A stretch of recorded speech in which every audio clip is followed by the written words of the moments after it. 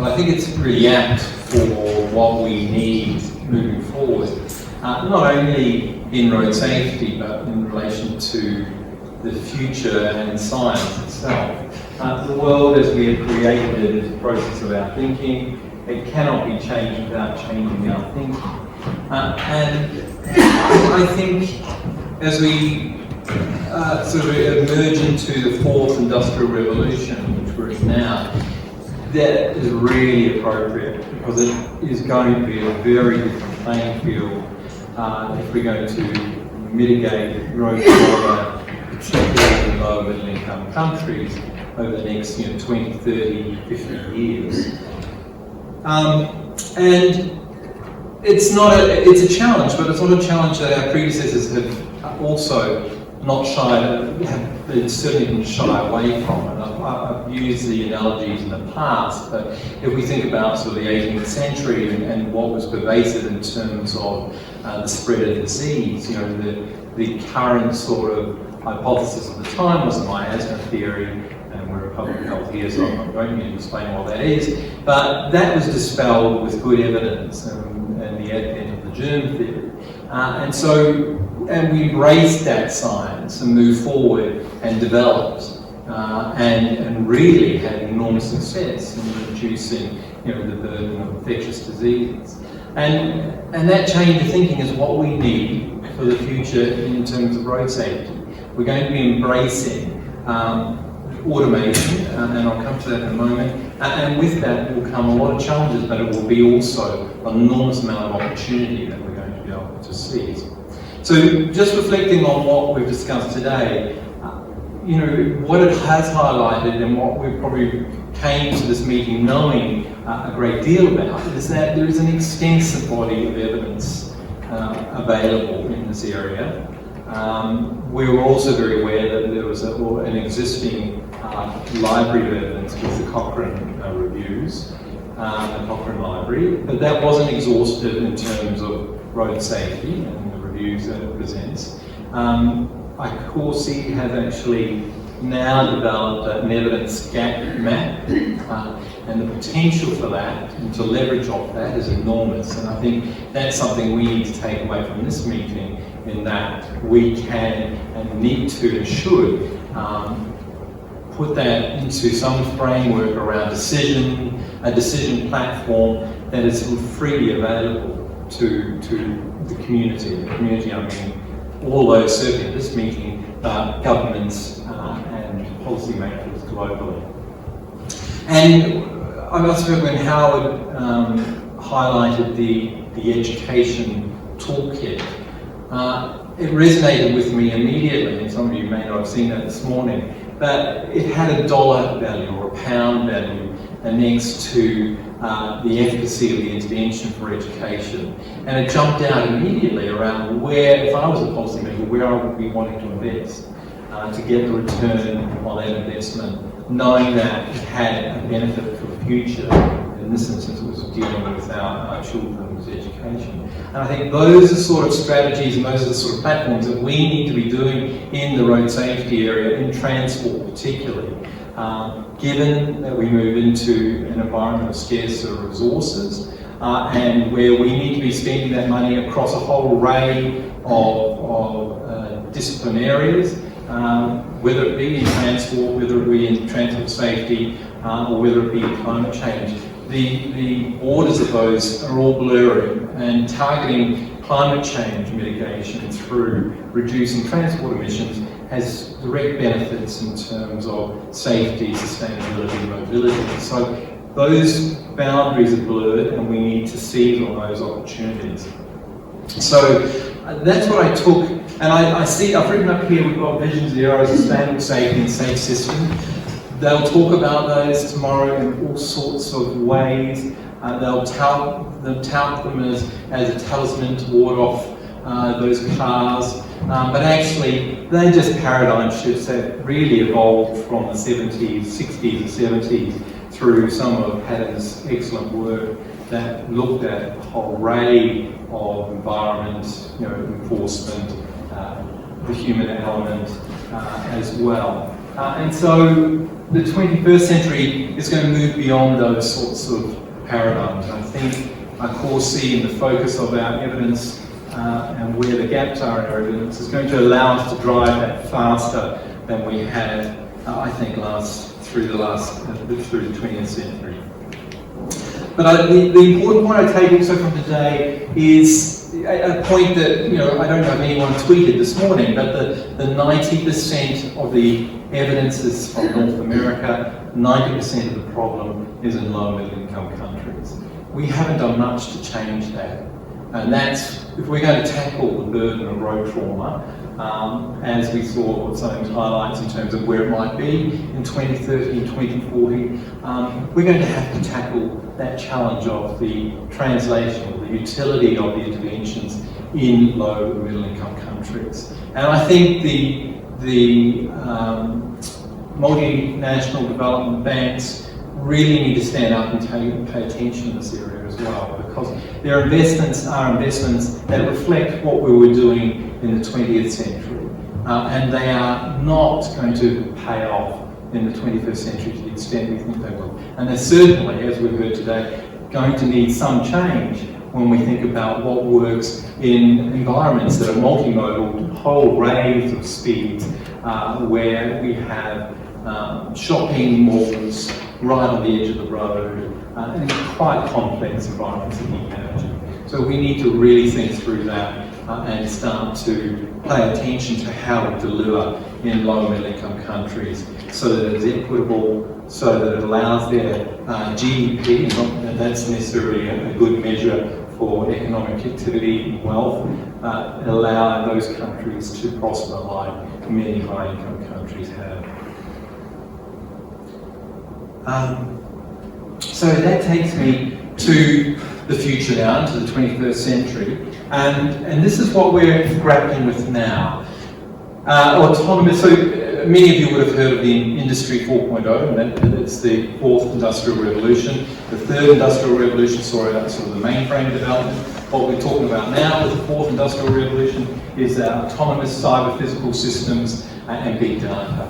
And that is an incredibly exciting time now, because what we're going to be able to utilise and see from this sort of the big data element I'm excited about is that we're going to begin to see some activities or insights around how better to deliver transport systems using the data that we've been collecting for many years, and much of it in a standardised format that allows us to be very powerful in terms of setting directions and strategic directions for countries. But there's already an enormous amount of discussion around autonomous vehicles. I'm not going to go into that. But we do need to think about the role of autonomous vehicles and public health, and what impact it is likely to have. These are just a few that have been listed from papers that have recently been published on this. Health benefits, yes. Potentially health risks, potentially, yes. Estimates of reduced road traffic injury, I think are incredibly high estimates, 25,000. If we're getting around 80 to 90% autonomous vehicles in our fleet, I think is rather exaggerated. But nonetheless, there potentially will be considerable gains in relation to reduced trauma. If AVs use clean fuels and ride-sharing potential, there will be a considerable health benefit. But again, that's a policy decision around whether we go with clean fuels. Additive benefits, if AVs are integrated with active transport modes, is enormous. But again, it's a policy initiative. It's one that relates very much to governance structures within countries. And major benefits and risks are reliant on modes of governance. And I think there was one brief discussion of that this afternoon where we talked about the challenges around autonomy is that there will be numerous OEMs that develop their own operating systems for their vehicles. And how do they talk to each other? And how do they prioritise? Do they prioritise when they're operating in the transport system? And who has total control or total autonomy over those autonomous vehicles? If we think back to 20th century and our the current system that we're operating, the government structures and regulations and legislation provide some level of control over the system. But when we move to autonomy, where is that control going to be housed? And that has a considerable risk if, in fact, we see that OEMs can take control or set the agenda for how they will operate in terms of equity and mobility and the like. So there are just a whole array of questions we need to be exploring, and safety is just one of them. So I'm just going to finish then on what I see as some of the very exciting opportunities through into the future when we look at the fourth industrial revolution, which is the big data, which is the cloud computing opportunities, and allows us to explore insights that we haven't, and identify insights we haven't had before. And this is just one from the research lab that I'm heading, where we looked at every city globally in relation to their transport structures and wanted to see if there was a relationship between how a city's design might influence their transport, their road transport injury rates. And what we did was using machine learning, which is the tool that everyone's talking about, using convolutional neural networks. And what we took was 1,700 cities from around the world that have populations over 300,000. We were able to access their Google Maps images of those cities. We randomly selected 1,000 images from each city. We stripped the maps of any identifying information about those cities in terms of street names and the like. But we were able to just identify the road networks, the public transport networks based on rail networks only, and green space and blue space. And we then undertook the analysis, and it identified for the first time these 9 distinct city clusters that are based on the type of road networks those cities have. And we named those city clusters, and interesting that Rune was highlighting those streets that have a considerable number of curves in them, typically might have lower speed limits or speeds on those. And in fact, when you see some of these cities, you can see that some of those do have, like the cul-de-sac type, for example, or the intense cities also have lots of curves in their road structures. Not a lot of long streets which speeds that you can get at quite considerable speeds. So I've listed here just sort of some of the city types, just to give you some impression of what that image might look like. And this is how they distribute globally. So you can see there's we gave this to a number of social scientists and architects and faculty to look at this, and they could actually see quite distinct patterns historically around development of cities. You can clearly see the motor cities, the North American cities, and Australia, the sort of new world where their city designs really accommodated the motor vehicle, whereas in the older cities certainly take what we call here a high transit city, which is cities that have greater investment in public transit and have much tighter road networks, so narrower streets like you have here in Stockholm. We then had challenges in overlaying some of the global burden of disease data over this, because the global burden of disease data is at country level rather than city level. But we were able to provide some weights and justification for how we did this. But you can see then, just looking at this in terms of the estimated mean Delhi's lost 100,000 population per year by city type. And you can see that for drivers and passengers, those cities that have the highest burden are those in motor cities, in cul-de-sacs, followed by the motor cities. And then you can go through and see the other, if we're looking at motorcyclists, it's the cul-de-sac type, the sparsely, the cities that fall into the sparse criteria for pedestrians and cyclists. And if you look at the best performing in relation to the reduced burden for road trauma based on city type, you can see the high transit.